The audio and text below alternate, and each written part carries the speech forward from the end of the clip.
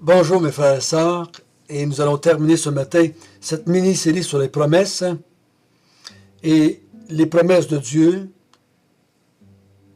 qui sont si belles, si merveilleuses, si grandes et pour sa gloire unique. Notre Père, nous te demandons que tu nous diriges ce matin, ce temps de méditation sur les promesses que tu as accomplies. Ô Seigneur notre Dieu,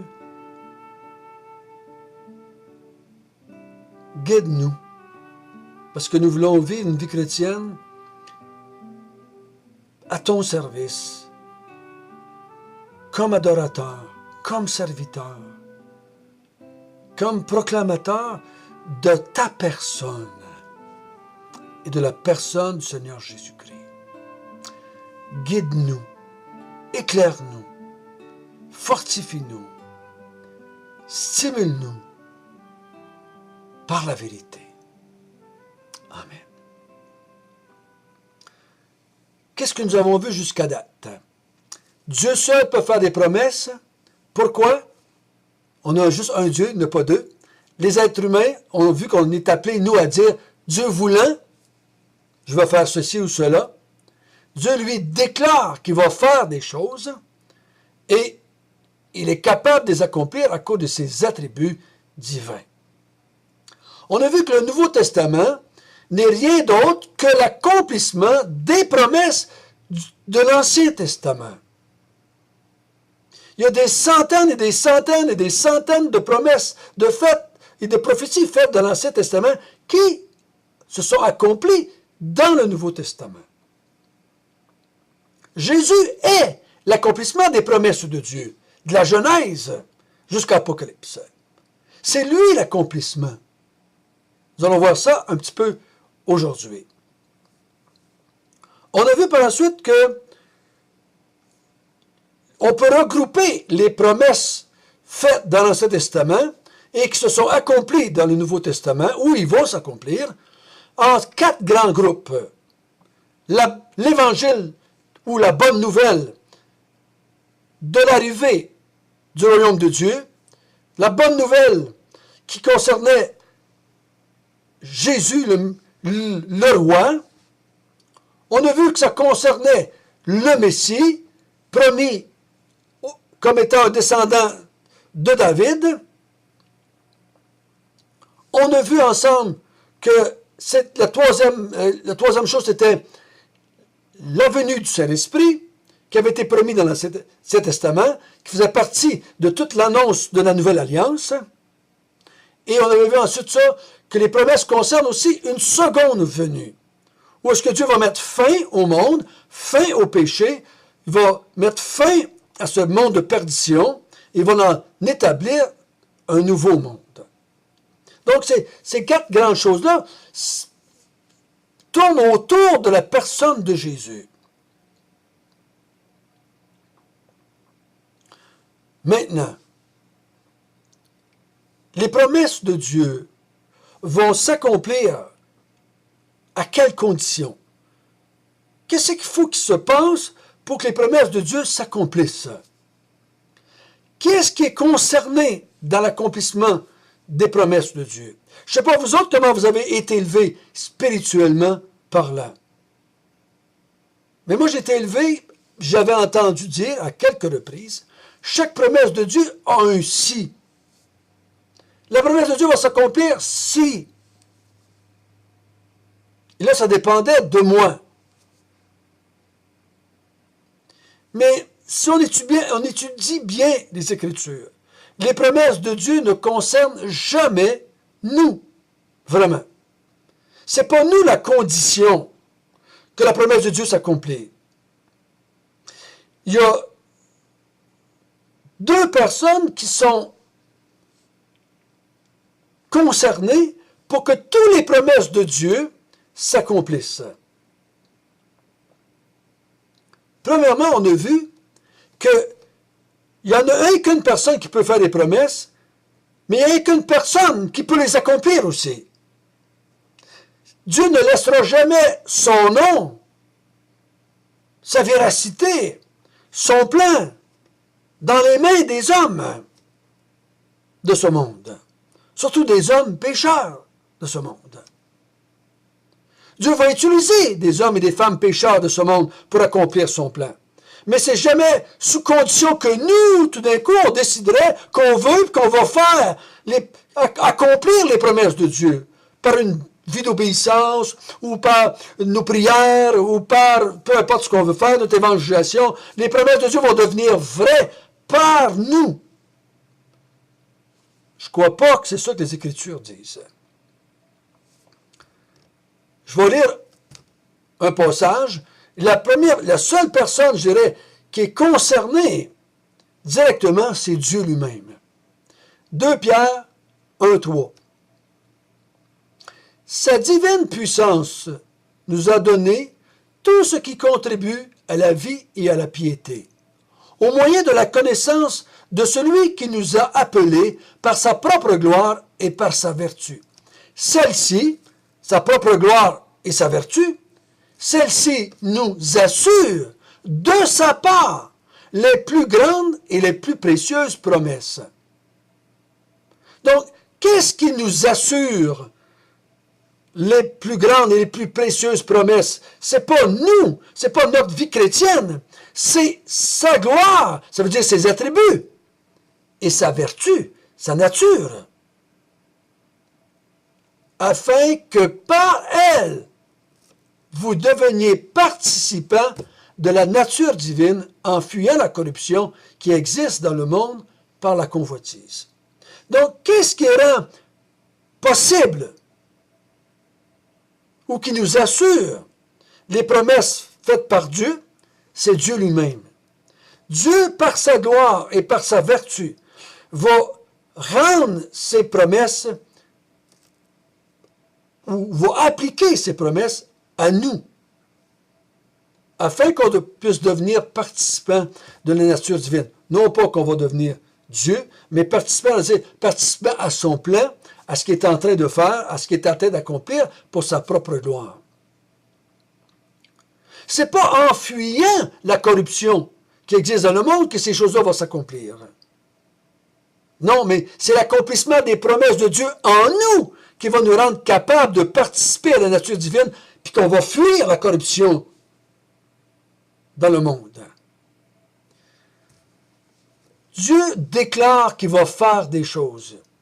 Dieu déclare la bonne nouvelle dans l'Ancien Testament. Dieu prophétise la venue du Messie. Dieu prophétise la venue du Saint-Esprit. Dieu prophétise la fin de ce monde, ou promet ces choses. Ces promesses-là, qui sont appelées ici grandes et précieuses, vont s'accomplir par Dieu en Jésus-Christ. Donc, Dieu, en Jésus-Christ, va rendre possible l'accomplissement des promesses de Dieu en nous, qui vont nous rendre capables de faire les choses que lui veut qu'on fasse. C'est pour ça que dans 2 Corinthiens, la deuxième personne impliquée dans l'accomplissement des promesses, c'est Jésus lui-même. 2 Corinthiens 1, 20, car pour ce qui concerne toutes les promesses de Dieu, toutes les promesses de Dieu, c'est en lui qui est le oui. C'est pourquoi encore l'amen par lui est prononcé par nous à la gloire de Dieu. C'est quoi ce que le texte veut dire ici? Les promesses que Dieu a faites vont s'accomplir à cause de ce que Jésus-Christ va faire. Toutes les promesses que Dieu avait faites sont concentrées sur la personne de Jésus-Christ. Par sa venue sur la terre, par sa naissance miraculeuse, par sa mort à la croix, par sa résurrection, par son second retour. Toutes les promesses de Dieu vont s'accomplir en nous, afin qu'on puisse le servir et le glorifier et le louer pour l'éternité. Les promesses de Dieu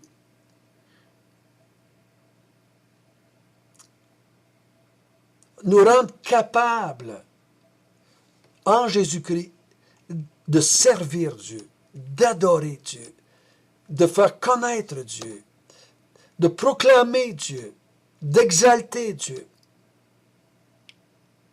Donc, les promesses de Dieu faites dans l'Ancien Testament se sont accomplies dans le Nouveau Testament par la puissance de Dieu, par la volonté de Dieu en Jésus-Christ. Ça ne dépendait pas des hommes. Les hommes ont été utilisés pour le faire. Mais ça ne dépendait pas d'eux autres. Pierre va dire même, vous avez fait mourir le juste. Je sais que vous avez agi par ignorance. Donc, ce n'est pas quelque chose que vous avez compris et que vous avez agi en conséquence. Vous avez agi par ignorance, mais vous avez accompli ainsi les promesses de Dieu en Jésus-Christ. Même quand l'homme, dans sa grande folie, a fait mourir Jésus-Christ à la croix, dans sa complète ignorance de ce qu'il est en train de faire, Dieu s'est servi de tout cela et a accompli ses promesses qu'il avait faites en Jésus-Christ et par Jésus-Christ.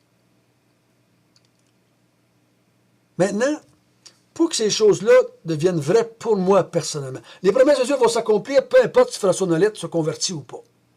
Les promesses de Dieu vont s'accomplir. Ça ne peut pas s'accomplir, ça va s'accomplir. Ça ne dépend pas de moi. Mais pour que moi que je devienne participant à toutes ces promesses-là, pour que j'embarque avec Dieu dans son plan, là, moi, je dois me repentir et je dois croire. Comment est-ce que je pourrais pouvoir être bénéficiaire des promesses et de parler, de jouir des promesses de Dieu si je ne crois pas en Dieu? Si je suis un rebelle en Dieu et que je ne crois pas à ce qu'il a dit, je ne crois pas à sa parole, je ne crois pas aux Écritures. Donc comment? Je ne peux pas être participant de ces promesses-là. Mais l'apôtre, l'auteur de l'Épître aux Hébreux dit ceci, dans le chapitre 6, verset 12. En sorte que vous ne vous relâchez point et que vous imitiez ceux qui, par la foi et la persévérance, héritent des promesses. Donc, par la foi et la persévérance, je vais hériter les promesses. Je crois en ce que Dieu a déclaré comme promesse. Je crois que Jésus-Christ est l'accomplissement de ces promesses-là. À cause de ma foi et de ma persévérance, je vais hériter de toutes ces promesses-là qui vont se terminer dans les nouveaux cieux, nouvelles terres. Hébreux 11, verset 9, qu'on appelle le chapitre de la foi. C'est par la foi qu'il vint s'établir dans la terre promise, comme dans une terre étrangère, habitant sous des tentes, ainsi qu'Isaac et Jacob, les co-héritiers de la même promesse. C'est par la foi qu'Abraham et Jacob et Isaac ont hérité des promesses faites à eux autres, et c'est par la foi et par la persévérance que nous autres aussi, on va hériter des promesses en Jésus-Christ. Donc, c'est par la foi qu'on hérite des promesses et qu'on participe aux promesses. Donc, il faut séparer les deux, je dirais. Les promesses de Dieu vont s'accomplir parce que Dieu les a promis en Jésus-Christ. Mais maintenant, est-ce que moi, je vais participer à ces promesses-là, si je vais en bénéficier de ces promesses-là, qui vont s'accomplir, c'est par la repentance et la foi que moi, je peux devenir participant à cela. Comment est-ce que moi, je vais avoir la vie éternelle? Comment est-ce que je vais faire partie du royaume de Dieu? Comment est-ce que je vais recevoir le Saint-Esprit? Comment je vais faire partie de la nouvelle alliance? Par la repentance et par la foi. Ma repentance et ma foi ne changent pas les promesses de Dieu, n'amènent pas les promesses de Dieu à s'accomplir. Ils vont s'accomplir. Mais moi, je vais devenir participant à ces promesses-là. Je vais en jouir de ces promesses-là. Je vais faire partie de ce peuple-là que Dieu va sauver en Jésus-Christ et qu'il va établir pour l'éternité la nouveau cieux, nouvelle terre. Donc, comprenez-vous? Ce n'est pas ma foi qui les fait s'accomplir. Ils vont s'accomplir à cause de ce que Dieu a dit. Mais ma foi me rend capable d'y participer. Parce que je les crois et que je vais mourir dans la foi, que ces promesses non encore accomplies. Si je meurs demain, il y a un paquet de promesses non accomplies encore qui vont s'accomplir à la seconde venue de Jésus-Christ. Mais je meurs dans la foi qu'elles vont s'accomplir. Et à cause de cela, je deviens participant à tout cela. J'aimerais vous lire un passage pour terminer. David dit dans le psaume 119 au verset 147, « Je devance l'aurore et je crie, j'espère en tes promesses. » David se levait le matin et il espérait l'accomplissement des promesses de Dieu. Il désirait l'accomplissement des promesses de Dieu. Il attendait, il vivait dans l'espérance. Le mot espérance, c'est pas peut-être, c'est l'attente certaine que les promesses que Dieu avait faites étaient pour s'accomplir à son égard, à l'égard du peuple de Dieu, à l'égard du Messie qui devait naître de sa descendance. David est un homme qui espérait les promesses de Dieu. Je ne peux pas les espérer si je ne les connais pas. Je ne peux pas m'en nourrir, si je peux dire ainsi, si je ne les connais pas, si je ne les comprends pas. Ne cherchez pas des promesses pour votre vie personnelle, mais cherchez à comprendre les promesses que Dieu a faites et qui s'accomplissent en Jésus-Christ. Et vous allez avoir toute la puissance, toute la force, toute la paix, toute la joie que vous avez besoin pour votre vie chrétienne. Que le Seigneur vous bénisse et que, comme David, on se lève chaque matin en espérant l'accomplissement des promesses de Dieu. Notre bon Père du ciel, les promesses que tu as faites concernaient ta gloire, ton Fils Jésus, sa gloire à lui, les nouveaux cieux et nouvelles terres que vous allez accomplir, mettre en place pour recevoir de ton peuple l'adoration, la louange et le service pour l'éternité. Amen. On se revoit en septembre et Dieu voulant, nous allons étudier ensemble 2 Corinthiens. Donc, prenez le temps de prier à ce sujet-là. Priez pour moi aussi, qui va passer l'été à lire, à méditer, à digérer, si je peux dire, le livre de 2 Corinthiens, afin qu'on puisse vraiment, en septembre, découvrir les vérités que Dieu veut qu'on y voie. Donc, bon été à chacun de vous.